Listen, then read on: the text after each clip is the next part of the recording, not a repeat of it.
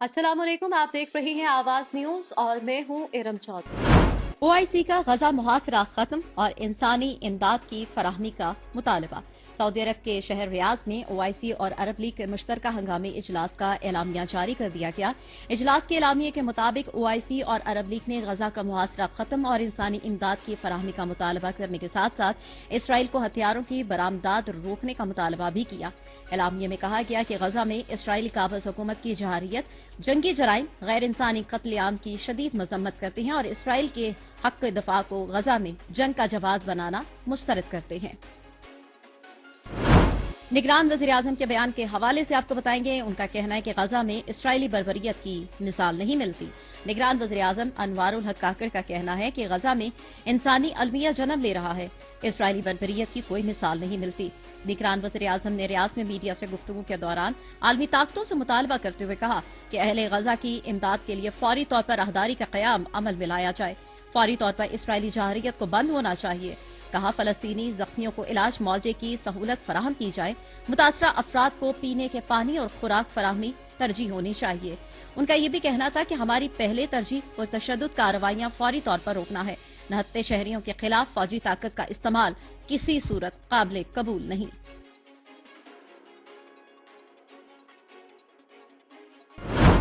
OIC इजलास में इस्लामी रहनुमाओं के तासुरात। सऊदी वली अहद मोहम्मद बिन सलमान ने मुतालबा किया कि गजा का मुहासरा खत्म किया जाए और इमदाद की रसाई दी जाए कि गासिब कुव्वत फलस्तीनियों के खिलाफ जराइम की जिम्मेदार है।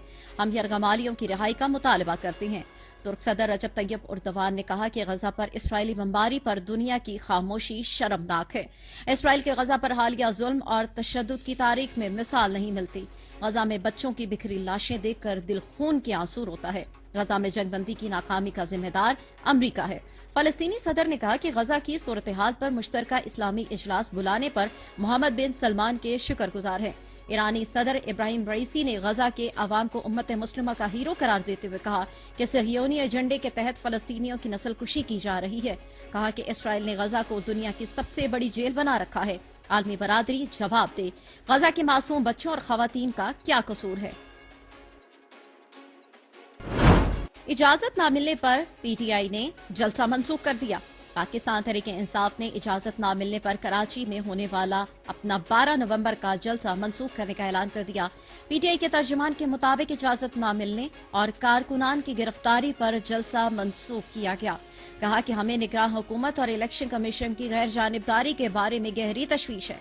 एलामिये में कहा गया कि जलसे के इनेकाद के सिलसिले में अदालत में पीटीआई की दरख्वास्त दायर है।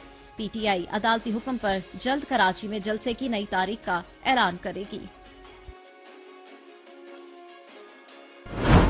नए निगरान वजीर आला खैबर पख्तूनख्वा के हवाले से आपको बताएंगे। जस्टिस रिटायर्ड अरशद हुसैन निगरान वजीर आला खैबर पख्तूनख्वा मुकर्रर हुक्मनामा जारी।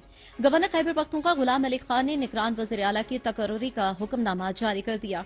Justice retired Arshad Hussain Shah article 224 के तहत निगरान वजीर आला मुकर्रर हो गए। निगरान वजीर आला केपी के इंतकाल के बाद सूबे में आईनी बहरान पैदा हो गया था।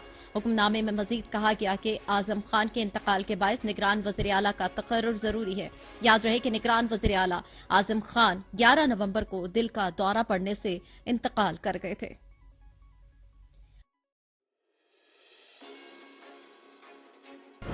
शामिल करेंगे कुछ मजीद खबरें।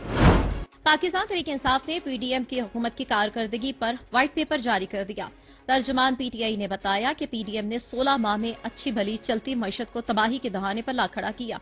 महंगाई ने कुव्वत खरीद खत्म कर दी और गुर्बत की शरह में तेजी से इजाफा हुआ। उन्होंने बताया कि पीडीएम हुकूमत में पाकिस्तानी रुपया तकरीबन 122 दर्जे तक की बदतरीन बेकदरी का शिकार हुआ। कहा कि पीडीएम ने 16 माह में बैरूनी कर्ज में तकरीबन 20 खरब रुपए का इजाफा किया। यूनिसेफ की रिपोर्ट के हवाले से आपको बताएं, जिनका कहना है कि गजा में बच्चों के लिए कोई जगह महफूज नहीं। यूनिसेफ ने कहा कि गजा में बच्चों के लिए कोई जगह महफूज नहीं। यूनिसेफ के तर्जुमान टोबी फ्रेकर के मुताबिक गजा के अस्पतालों के अंदर की सूरत हाल अलमनाक है।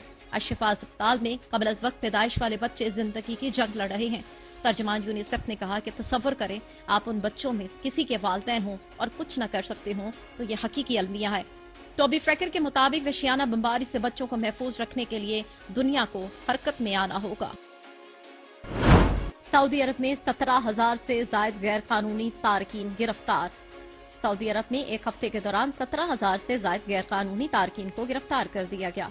अरब मीडिया की रिपोर्ट के मुताबिक मुमलिकत में 2 से 11 नवंबर के दरमियान 17,305 गैर कानूनी तारकीन वतन गिरफ्तार किए गए।